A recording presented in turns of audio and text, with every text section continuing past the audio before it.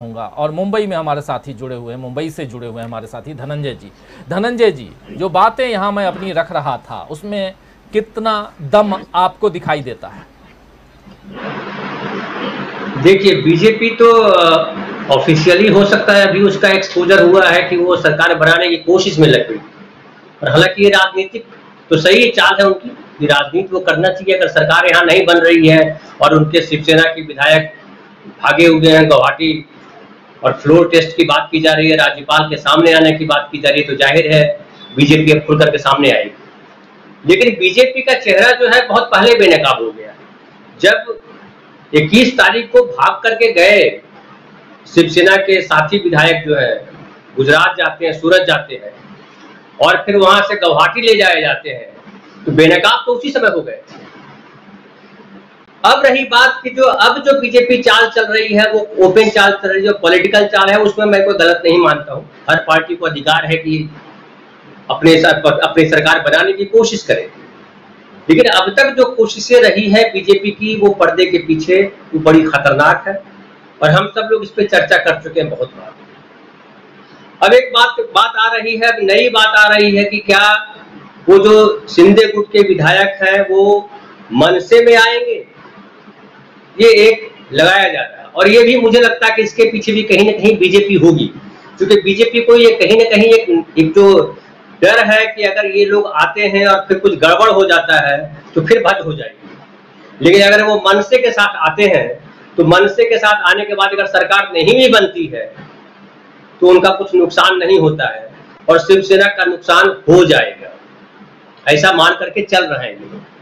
लेकिन जो वस्तु स्थिति है वो ये, मुझे जो मैं बहुत पहले भी ये बोल चुका हूं कि सरकार जो है संकट में मुझे अभी भी नहीं दिखाई पड़ती है उस तरीके की से कि क्या शिवसेना की सरकार रहेगी या जाएगी, या महाविकास आघाड़ी की सरकार रहेगी या जाएगी, क्योंकि ये संभावनाओं का खेल है। राजनीति में कुछ नहीं कहा जा सकता कल क्या होने वाला है, और सुप्रीम कोर्ट के दखल के बाद भी अभी सारी चीजें स्पष्ट नहीं है। हालांकि मीडिया में कई सारे जो गोदी मीडिया के चैनल कहलाते हैं उन्होंने मान लिया कि ये जो है हार गए महाविकास आघाड़ी वाले और सुप्रीम कोर्ट ने उनके खिलाफ जजमेंट दे दिया, ऐसा तक लोगों ने कहा। लेकिन वस्तुस्थिति जो कानूनविद और हमारे साथ है वो बताएंगे, सुनील भाई बढ़िया बोलेंगे, बढ़िया चीजें जानते हैं वो।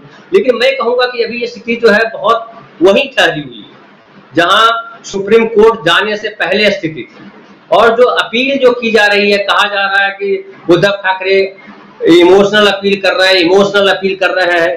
देखिए, शिवसेना जो है वो राजनीतिक पार्टी के तौर पर नहीं खड़ी हुई थी। शिवसेना जो है एक सामाजिक, मराठी समाज के आवाज को देश के संसद तक या कहिए विधानसभा तक पहुंचाने वाले संगठन के तौर पर शिवसेना खड़ी हुई थी।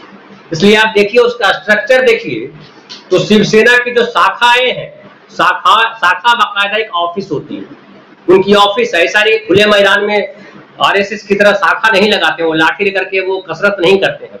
बाकायदा एक ऑफिस है, उस ऑफिस में शाखा प्रमुख बैठते हैं, गठ प्रमुख बैठते हैं और भी शिव सैनिक बैठते हैं और उससे विमर्श करते हैं। वो केवल राजनीतिक विमर्श नहीं करने के लिए जगह थी, वो एक सामाजिक विमर्श था और उसमें लोकल समस्याओं को डील किया जाता रहा है। वो चाहे कोई घरेलू मैटर हो, सामाजिक मैटर हो, पुलिस का मैटर हो, किसी और तरीके की चीजें हैं। हालांकि इसके साथ कई सारी चीजें जोड़ी गई। और आप जानिए कि शिवसेना ने महाराष्ट्र में, पूरे महाराष्ट्र में एम्बुलेंस सेवा शुरू की हुई है। एम्बुलेंस सेवा जो है वो किसी भी व्यक्ति के, ऐसे नहीं कि हिंदू मुसलमान के लिए, ऐसा नहीं कि मराठी और गुजराती के लिए, सबके लिए एम्बुलेंस सेवा रही शुरू से। तो पूरा का पूरा शिवसेना का जो जुड़ाव है वो सामाजिक तौर पर है। और जो एक छवि बन गई थी शिवसेना की, ये राजनीतिक पार्टी है, उससे मुझे लगता है वापस उद्धव ठाकरे उसी छवि पर लेकर के आना चाह रहे हैं। इसलिए वो कह रहे हैं कि भाई आप, आज भी वो कह रहे हैं कि भाई आओ और अगर तुमको मुख्यमंत्री बनना है तो मुख्यमंत्री बनो, मैं हटने को तैयार हूं, लेकिन शिवसेना जो पार्टी है, जो संगठन है, उसको तोड़ो मत। एक दूसरी बात समझिए कि ये सारी जो चीजें चल रही हो तो सबके सामने है, लेकिन एक महत्वपूर्ण पहलू ये है कि शिवसेना में केवल विधायक नहीं है, और शिवसेना जो है सिर्फ ठाणे नहीं, शिवसेना में 19 सांसद है। आपको मालूम है कि 19 सांसद है। शिवसेना में ढेर सारे नगर सेवक है, शिवसेना में ढेर सारे जिला प्रमुख है, विभाग प्रमुख है, शाखा प्रमुख है।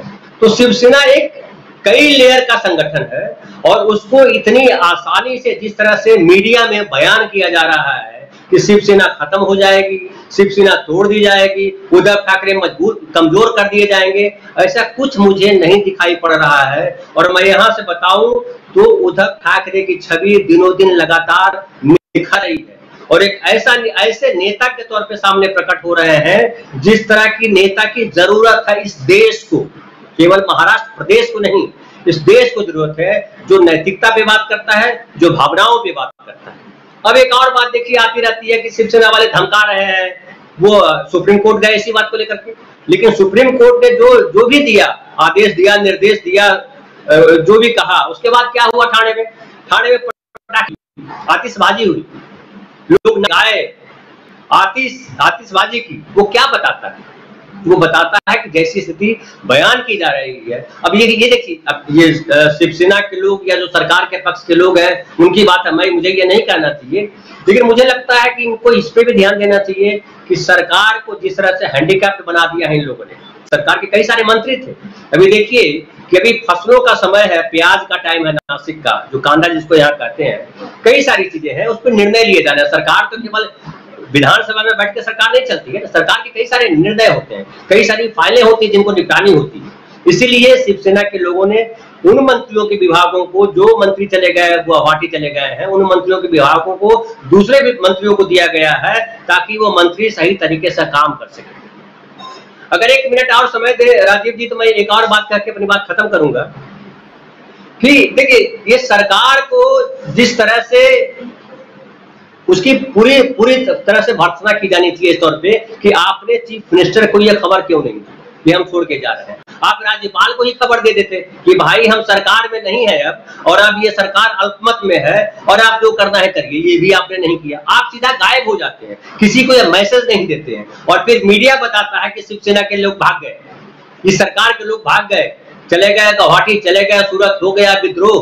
तो ये सारी चीजें जो है सरकार की छवि पर और भारतीय राजनीति पे दाग की तरह, इसको उस तरीके से लिया जाना चाहिए। और मुझे लगता है आगे जो महाविकास आघाड़ी सरकार इस पे एक्शन लेगी। अभी वो देखना चाह रही है कि जो अपोजिट पार्टी है, जो इसके पीछे खड़ी है, वो किस तरह की चाल चल रही है, जिसको आज कह रहे हैं भाजपा बेनकाब हो गई।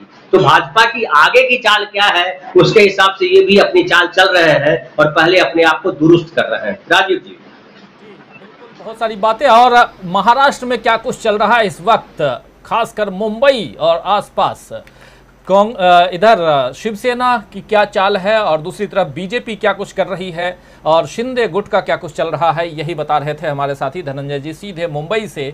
अब आना चाहूँगा सीधे सुनील जी।